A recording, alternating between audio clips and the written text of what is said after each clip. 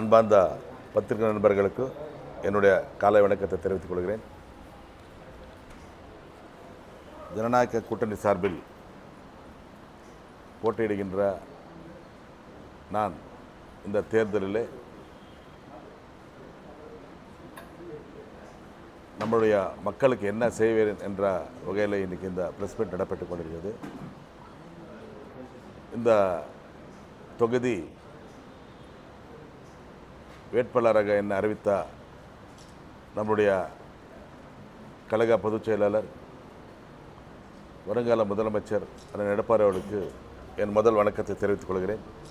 அதேபோல் நம்முடைய கூட்டணி கட்சி தலைவர்களான பாரத பிரதமர் நரேந்திர மோடி அவர்களும் பாட்டாளி மக்கள் கட்சியினுடைய தலைவர் மருத்துவர் அன்புமணி ராமதாஸ் அவர்களுக்கும் மற்றும் பாரதிய ஜனதா கட்சியினுடைய மாநில தலைவர் நயனார் நாகேந்திரன் அவர்களுக்கும் தமிழ் மாநில காங்கிரஸ் தலைவர் அண்ணன் ஜி.கன் வாசன் அவர்களுக்கும் அம்மா மக்கள் முன்னேற்ற கழகத்தின் செயலாளர் டிடிவி தினகரன் அவர்களுக்கும் மற்றும் அனைத்து கூட்டணி கட்சி நிர்வாகிகளுக்கும் முதல் என் வணக்கத்தை தெரிவித்துக் கொண்டு, நம்முடைய ஒசூர் தொகுதிக்கு நீண்ட நாள் கோரிக்கையான வேலைகள், பொதுமக்கள் தேவைகள்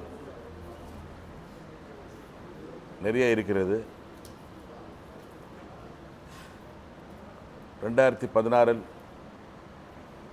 ஓசூரில் புரட்சித்தலைவர் அம்மாவுடைய ஆட்சி காலத்தில் எனக்கு ஒரு வாய்ப்பு கொடுத்தாங்க. ஓசூர் மக்கள் பல ஆண்டுகளாக தேசிய கட்சியில் ஆழ்ந்து கொண்டிருந்தது ஒசூர் தொகுதியை. ஆனால் வளர்ச்சி பணிகள் அவ்வளவு நடப்பெறவில்லை. புரட்சித் தலைவர் அம்மா அவர்கள் 2016 எனக்கு அந்த வாய்ப்பு நம்முடைய ஒசூர் மக்கள் அதிகமான வாக்கு வித்தியாசத்தில் என்னை வெற்றி பெற செய்தார். புரட்சித் தலைவர் அம்மா அவர்கள் நீண்ட நாள் காலமாக இந்த ஒசூர் தொகுதியை தேசிய கட்சிகள் ஆழ்ந்திருந்த தொகுதியை அம்மாவுக்கு அதிகமான வாக்கு வித்தியாசத்தில் வெற்றி பெற செய்தனால் புரட்சித் தலைவர் அம்மா அவர்கள் எனக்கு கால்நடை பராமரிப்புத்துறை அமைச்சர் வழங்கினார். அந்த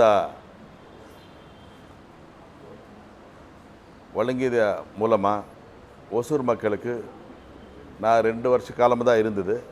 அந்த 2 வருட காலத்தில் 20 வருட கால பணிகளை செய்வதற்கு ஒரு வாய்ப்பு ஏற்பட்டது. 2019 1998 ஆண்டாம் மக்களுக்காக ஒரு போராட்டம் நடந்தது. அந்த போராட்டம் என்பது என்னென்றால், சூளகிரியிலே விஷசாராய் குடித்து 50க்கு மேலே உயிரிழந்தார். அதுக்காக அன்றைக்கு இருந்த திமுக ஆட்சி மேலேயும் போலீஸ்கார் மேலேயும் நாம் ஒரு போராட்டம் நடத்தினோம். இவங்களுடைய அலட்சியத்தால் இந்த நிகழ்ச்சி நடைபெற்றிருக்கிறது. இந்த நிகழ்வு நடைபெற்றது. அதனால்தான் போலீஸை கண்டித்து நம்ம ஒரு ஆர்ப்பாட்டம் பண்ணோம். அந்த ஆர்ப்பாட்டத்தில் தான் என்னை கைது செய்தார். ஒரு வழக்கு போட்டாங்க. அந்த வழக்கு போட்ட காரணத்தால் தான் எனக்கு 2019 ஸ்பெஷல் கோர்ட் கொடுத்த அந்த தீர்ப்பு, அன்னைக்கு அந்த நீதிபதி எப்படி கொடுத்தாங்களோ தெரியல. அதனால் என்னை எம்எல்ஏ பதவியும் மந்திரி பதவியும் பறிப்போனது. பிறகு புரட்சி தமிழர் அண்ணன் எடப்பாடி அவர்கள் எனக்கு மாவட்ட செயலாளர் பதவி கொடுத்தாங்க. அன்றிலிருந்து இன்று வரை புரட்சி தலைவர் அம்மா அவர்கள் எப்படி என்னை நம்பி ஒரு வாய்ப்பு கொடுத்தாங்களோ, புரட்சி தலைவர் அம்மாவோட மேலே என்ன நம்பிக்கை இருந்ததோ அதே நம்பிக்கையோடு நான் புரட்சி தமிழர் அண்ணன் எடப்பாடி அவர்கள் மேலே வைத்து நான் 2019 2026 வரை கட்சி வேலை செய்து வந்தேன். இன்றைய தினம் அந்த வழக்கு 2024 அந்த வழக்கு கன்விக்ஷன் அது வந்து நம்மளுக்கு சாதகமாக நம்மளுக்கு வந்தது. அதனால் மீண்டும் புரட்சி தமிழர் எடப்பாடி அவர் 2026 எனக்கு வாய்ப்பு கொடுத்துருக்காங்க. இந்த வாய்ப்பு ஏற்கனவே நான் 2016 நிறைய கனவுகளை கண்டிருந்தேன். இந்த ஒசூரில் மக்களுக்கு செய்ய வேண்டும் என்று அந்த கனவுகளை இந்த முறை இந்த வாய்ப்பை பயன்பெற்று இந்த ஒசூருக்கு நிறைய திட்டங்கள் கொண்டு வர வேண்டும், செய்ய வேண்டும் என்ற ஆசையோடு இருக்கிறேன். அந்த வகையில் தான் இந்த தேர்தல் நான் சந்திக்க போகிறேன். இன்றைக்கு போன இடத்துல எல்லாமே மக்கள் வந்து என்னை நான் அன்றைக்கி 2016 செஞ்ச 16 18 வரை செய்த வேலைகளை நினைவு கொண்டு நீந்தான் இந்த ஒசூருக்கு அதிகமான வேலைகள் செய்திருக்கிறீங்க, வளர்ச்சி பணிகள் செய்திருக்கிறேன் என்ற வரவேற்பை எனக்கு கொடுத்து கொண்டிருக்கிறாங்க. அந்த வரவேற்பை முன்னிட்டு இன்றைக்கி நான் தேர்தல் பிரச்சாரம் செய்து கொண்டிருக்கிறேன். கண்டிப்பாக ஓசூர் மக்களுக்கு நீண்ட நாள் கோரிக்கைகள் இன்னும் நிறைய இருக்கிறது. விவசாயிகளுக்காகட்டும், நம்மளுடைய ஒசூர் மக்களுக்காகட்டும், ஒசூர் பொதுமக்களுக்காகட்டும் நிறைய தேவைகள் இருக்கிறது. அந்த தேவைகளை கண்டிப்பாக நான் பூர்த்தி செய்வேன் என்பது உங்கள் மூலமாக தெரிவிக்கப்படுது. குறிப்பிட்ட திட்டம், அதாவது ஒரு போக்குவரத்து ஆகட்டும், இல்லை சாலை மேம்பாடு அல்லது உட்கட்டமைப்பு, இன்னைக்கு வந்து ஓசூரில் வந்து பிரச்சனை என்னென்றால் சாலை வசதிகள் சரியே இல்லை. ஏற்கனவே நான் முனிசிபாலிட்டியாக இருக்கும்போது முனிசிபாலிட்டியை மாநகராட்சி அந்தஸ்துக்கு கொண்டு வந்தேன். நான் முனிசிபாலிட்டியை மாநகராட்சி அந்தஸ்துக்கு கொண்டு வந்தேன். அன்றைக்கி இருக்கிற சூழ்நிலையை பேஸ் பண்ணி ஓசூர் வந்து சுத்தமான நகரமாகவும், பூங்கா நகரமாகவும், பசுமை நகரமாகவும் ஏற்கனவே இருந்த முனிசிபாலிட்டி கட்டடத்தை தொலைநோக்கு சிந்தனோடு ஒரு மாநகராட்சி அந்தஸ்துக்கு அன்றைக்கே நான் வந்து ஒரு உள்கட்டமைப்பு வசதியோடு ஒரு கட்டடத்தை கட்டி காண்பித்தேன் என்பது உங்களுக்கெல்லாம் நல்லா தெரியும். நம்ம ஆட்சி காலத்தில் நான் சேர்மனாக இருக்கும்போது, ஒசூர் சேர்மனாக இருக்கும்போது லாரியில் தான், அதுக்கு முன்னே வந்து லாரியில் தான் தண்ணி ஓட்டிருந்தாங்க. 10-12 லாரியில் தண்ணி மக்களுக்கு கொடுத்துருந்தாங்க. அவங்களுக்கு சீரான தண்ணி கொடுக்கறதுக்கு அதுக்கு முன்னே இருந்த ஆட்சியாளர்கள் சரியாக வேலை செய்யலை. நான் வந்த பிறகு அந்த லாரியில் ஓட்டிட்டு இருந்த தண்ணியை முழுமையாக குழாய் மூலமாக அனைத்து குடியிருப்புகளுக்கு தண்ணி கொடுத்தேன். அது மட்டும் அல்ல, ஒசூரை சுத்தமான எல்லா வேஸ்ட் மேனேஜ்மெண்ட் எல்லாம் பார்க்கும்போது குப்பை இல்லாத நகரமாக நான் வந்து மாற்றிருந்தேன். அது நீங்கள் எல்லாம் பத்திரிகையெல்லாம் பார்த்துருப்பீங்க, நீங்கள் எல்லா பப்ளிக்கெல்லாம் தெரியும். ஆனால் இன்றைக்கி அப்படி இல்லை. நகராட்சியை மாநகராட்சி அந்தஸ்துக்கு எடுத்துகிட்டு போய் உள்கட்டமைப்பு வசதியோடு வச்சுருந்தேன். ஆனால் இன்றைக்கி மாநகராட்சி நகராட்சிக்கான மோசமாக இருக்கிறது என்பதை இங்கே ஒசூர் மக்கள் பார்த்து கொண்டிருக்கிறாங்க. எங்கே பாரு நான் இருக்கும்போது பல மண் சாலைகள் எல்லாம், ஏன்னா அன்றைக்கி பஞ்சாயத்துகள் எல்லாமே நம்ம இதில் வந்து இணைந்ததுனால நிறைய மண் சாலைகள் இருந்தது. அந்த மண் சாலைகளை தார் சாலைகளை அமைத்து உள்கட்டமைப்பில் மேக்சிமம் உருவாக்கியிருந்தேன். ஆனால் இன்றைக்கி எல்லா சாலைகளெல்லாம் குண்டுக்குள்ளையாக இருக்கிறது. இன்றைக்கி குப்பையெல்லாம் ஒசூரில் இருக்குது.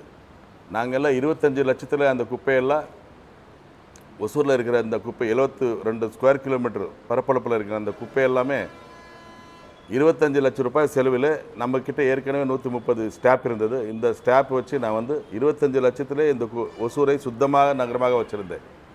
இன்றைக்கு மக்கள் பணம் 1.5 கோடி ரூபாய் செலவு பண்ணிட்டு இருக்கிறாங்க அந்த குப்பை எடுக்கிறதுக்காக. ஆனால் குப்பையெல்லாம் ஒசூர்லே தேங்கி அதெல்லாம் மக்கி இன்றைக்கி துர்வாசனத்தோடு இன்றைக்கி ஒசூர் மக்கள் அது சந்திச்சுட்டு இருக்கிறாங்க. எங்கே பாரு நாற்றமே வருதே தவிர ஒசூரில் ஒரு சுத்தமான இது இல்லை. சுத்தமான நகரமாக இருந்து ஒரே ஒரு நாள் நான் பார்த்தது, ஸ்டாலின் வந்து போனாங்க இல்லையா, லாஸ்ட்டு ஒரு 3 months 4 months பேக்கு. அன்றைக்கி ஒரு நாள் தான் ஒசூர் சுத்தமாக இருந்தது. திரும்ப மீண்டும் இந்த ஒசூர் வந்து அதே இதில் தான் இருக்குது என்பதை நீங்கள்லாம் பார்த்து கொண்டே இருக்கிறீங்க. அது வந்து அதிகமாக போடுறாங்க அப்படின்ட்டு எல்லாரும் போராட்டம் நடத்துனாங்க. நீங்கள் வந்தால் அது ஏதாவது ஏற்கனவே இது வந்து டேக்ஸ் நம்ம ஆட்சி காலத்தில் கூட இது வந்தது. ஆனால் நம்ம அண்ணன் எடப்பாடி அவர்கள் அது போடவில்லை. அது பெண்டிங் வச்சுட்டாங்க. போடக்கூடாதுன்ற வகையில் பெண்டிங் வச்சுட்டாங்க. ஆனால் இந்த ஆட்சி வந்து அந்த டேக்ஸ் போட்டு மக்களுக்கு வீட்டு வரி 100% மேலே ஏற்றிட்டாங்க. அதே கமர்ஷியல் டேக்ஸ், கமர்ஷியல் பில்டிங்ஸு அதுக்கு 150-200% ஏற்றிட்டாங்க. தண்ணி வரி ஏற்றிட்டாங்க. குப்பைக்கு வரி போட்டாங்க. இந்த மாதிரி வரி மேல் வரி போட்டு ஆட்சிக்கு வர்றதுக்கு முன்னே சொன்னது ஒன்று, ஆட்சிக்கு வந்த பிறகு மக்களுக்கு செய்தது ஒன்று என்பதை இன்றைக்கி நகராட்சி மக்கள் ரொம்ப வேதனையில் இருக்கிறாங்க. அதே மாதிரி இன்றைக்கி நாம் ஒசூருக்கு நம்மளுக்கு ஒரு நல்ல ஒரு ஆப்பர்ச்சுனிட்டி என்னன்னா, இந்த தேர்தலில் மத்திய அரசோடு நம்ம இணக்கமாக இருக்கிறதுனால, இந்த ஜனநாயக கூட்டணியோடு இருக்கிறதுனால ஓசூர் வந்து உலகத்திலே 17வது வேகமாக வளர்கிற நகரத்திலே 17வது நகரமாக இருக்கிறது. அந்த வகையில் இந்த ஓசூரை ஸ்மார்ட் சிட்டி திட்டத்தின் மூலம் இந்த ஓசூரை உள்கட்டமைப்பு வசதிகளை உருவாக்குறதுக்கு நல்ல வாய்ப்பு இருக்கிறது. ஏனென்றால் அது கண்டிப்பாக அந்த அந்த அந்த கனவு தான் எனக்கு இருக்கிறது. இப்போ ஓசூரில் இருக்கிற சாலைகள் எல்லாம் அகலப்படுத்தி பலமான சாலைகள் எல்லாம் அமைத்து ஃபுட்பாத்ஸு, கழிவுநீர் கால்வாய்கள், தெருவிளக்குகள், பூங்காக்கள், கிளாசிக்கல் பார்க்ஸு, பிறகு நம்மள பஸ் ஷெல்டர்ஸு, பஸ் ஸ்டாண்டு. இப்போ நீங்கள் எல்லாம் போய் பஸ் ஸ்டாண்டெல்லாம் பார்த்தீங்களன்னா நீங்கள் போய் சும்மா பார்த்துட்டு ஒரு வீடியோ எடுக்கலாம். நீங்கள் நாற்றம் துர்நாற்றத்தோடு இருக்குது. மக்கள் எல்லாம் பொதுமக்கள் எல்லாம் அங்கே இருக்கவே முடியல. ஊரில் மட்டும் இல்லாமல் இந்த பொது இடங்களெல்லாம் அப்படி தான் இருக்குது. அதே மாதிரி பூங்காக்கள், தெருவிளக்குகள் இதெல்லாம் மாடர்ன் லெவலில் இன்றைக்கி பெங்களூருக்கு இணையாக இந்த ஓசூரை உருவாக்குறதுக்கு நம்மளோட ஸ்மார்ட் சிட்டி திட்டத்தின் கீழே அண்ணன் எடப்பாடி அவருடைய தலைமையில் நாம் மத்திய அரசு நாடி விரைவில் இந்த ஓசூருக்கு சுமார் 2000 கோடி மதிப்பில் உள்கட்டமைப்பு வசதிகள் உருவாக்குறதுக்காக இந்த திட்டத்தை கண்டிப்பாக கொண்டு வரப்படும் என்பதை இங்கே நான் சொல்ல கடமைப்பட்டிருக்கிறேன். அது மட்டும் இல்லாமல் ஓசூரில் வந்து ஏற்கனவே இந்த டிராஃபிக், இந்த போக்குவரத்து நெரிசலை கட்டுப்படுத்துறதுக்காக புரட்சித் தமிழர் அண்ணன் எடப்பாடி அவர் இருக்கிற காலத்திலே எம்ஜிஆர் நூற்றாண்டு விழாவிலேயே நான் வந்து அந்த திட்டத்தை அறிவித்து அந்த திட்டத்துக்கான பணத்தையும் 120 கோடி ஒதுக்கி அந்த திட்டத்தை செய்கிறதுக்கெல்லாம் ஏற்பாடு செய்திருந்தேன். என் பதவி போன பிறகு நம்மளுடைய இங்கே பை எலெக்ஷனில் டிஎம்கே வந்ததுனாலும் பிறகு திரும்பி ஒரு 5 வருஷம் இவங்க ஆட்சி செய்தாங்க. ஆனால் அதை பற்றி யாரும் நடவடிக்கை எடுக்கலை. அந்த ஒர்க் தாமதமாக தான் போயிட்டு இருக்குது. இப்போ ஆட்சி போகிற காலத்தில் இப்போ 110 கீழ் திரும்ப ஏதோ அனௌன்ஸ்மெண்ட் பண்ணியிருக்கிறாரு இப்போ இருக்கிற முதலமைச்சர். ஆனால் ஒசூருக்கு ஏற்கனவே நான் கொண்டு வந்த திட்டங்களை செயல்படுத்தலை, தாமதமாக போய் கொண்டு இருக்குது என்பதை இங்கே நான் சொல்ல கடமைப்பட்டிருக்கேன். இப்போ ஏற்கனவே இப்போ நடைபெற்று கொண்டிருக்கிற அந்த பாத்தாள சாக்கடை திட்டத்தை அதை நான் வந்து ரொம்ப வேறு மாதிரி மாடலில் செய்யணும்னு நினச்சிட்டு இருந்தேன். ஆனால் இவங்க வந்து அந்த திட்டத்தை கொண்டு வந்தது நாம் தான். அந்த திட்டத்துக்கு பணத்தை ஒதுக்கியது நம்ம உள்ளாட்சித்துறை அமைச்சர் அண்ணன் கேபி முனுசாமன் இருக்கும்போது அந்த பணத்தை ஒதுக்கினது உண்மை. ஆனால் அந்த பணி செய்கிறதுக்கு அந்த நில எடுப்பு வேலைகளை எடுக்கிறதுல கொஞ்சம் தாமதம் ஏற்பட்டதுனால அந்த வேலை நம்ம இதில் அது தாமதமானது. ஆனால் அந்த திட்டத்தை கொண்டு வந்தது நாம் தான். விவசாயிகளுக்கு நீண்ட நாள் கோரிக்கை வந்து இந்த கொடியாலம் டேம்லேருந்து, செக்கு டேம்லேருந்து லிஃப்ட் இரிகேஷன் மூலமாக வந்து ஏரிகளுக்கு தண்ணீர் நிரப்ப வேண்டும் என்ற ஒரு திட்டம் இருக்குது. அது கூட அந்த திட்டத்தை நான் வந்து அப்பே கொண்டு வந்துட்டேன் நான் அமைச்சராக இருக்கும்போது. ஆனால் என்னை அமைச்சர் பதவி போன பிறகு அந்த வேலை யாரும் அது திரும்பி அந்த ஸ்டெப் எடுத்து யாரும் செய்ய முயற்சி பண்ணல. இந்த ஆட்சியில் இவங்க சொன்னாங்க முயற்சி பண்ணல. ஆனால் நான் கண்டிப்பாக 100க்கு 200% வந்து நான் வந்து திட்டத்தை இந்த நம்ம ஆட்சி காலத்தில் அந்த எடப்பாடி ஆட்சி காலத்தில் கொண்டு வந்து ஏரிகளுக்கு தண்ணி நிரப்பி நிலத்தடி தண்ணியை உருவாக்குறதுக்கு நான் பாடுபடுவேன் என்பது உறுதியோடு சொல்கிறேன். அது இல்லாமல் இன்றைக்கி ஓசூரில் விவசாயிகளுக்கு ஒரு பெரிய ப்ராப்ளம் வந்து கொண்டிருக்கிறது. இன்டர்நேஷ்னல் ஏர்போர்ட் வருதுன்னு சொல்லிட்டு ஒரு 3000 ஏக்கர், நாலேஜ் காரிடார் வருதுன்னு சொல்லிட்டு ஒரு 32,000 ஏக்கர் வந்து ஒரு ப்ரப்போசல் வச்சுருக்குறாங்க. ஏன்னா ஏற்கனவே இந்த ஓசூரில் இருக்கிற விவசாயிகள் இந்த பொதுமக்கள் வந்து ஏற்கனவே 2 சிப்காட்டுக்கு நிலம் கொடுத்துருக்குறாங்க. அது மட்டும் இல்லாமல் 15க்கு மேலே ஹவுசிங் போர்ட்ஸுக்கு நிலம் கொடுத்துருக்குறாங்க. அது இல்லாமல் இப்போது டேம் எல்லோரப்பள்ளி டேம் அணை கட்டுவதற்கு அந்த நிலையெல்லாம் நம்மளுடைய விவசாயிகள் தான் கொடுத்துருக்குறாங்க. அது இல்லாமல் இப்போ எஸ்டிஆர் ரோடுக்கு நம்ம விவசாயிகள் தான் கொடுத்துருக்குறாங்க. அதே மாதிரி ரிங் ரோட்ஸ் கொடுத்துருக்குறாங்க. NH இப்போ 844 கொடுத்துருக்குறாங்க. அதே மாதிரி இப்போது புறவல் ஓட்டு சாலை இன்றைக்கி ring road outer ring road ஒரு 18 கிலோமீட்டர் அதையும் நம்ம ஏற்கனவே ப்ரப்போசல் பண்ணி அந்த நிலையும் நம்மளுடைய விவசாயிகள் கொடுத்துருக்குறாங்க. இதுக்கு மேலே ஓசூரில் இருக்கிற ஓசூர் தொகுதி மக்கள் விவசாய நிலத்தை எடுக்கக்கூடாது.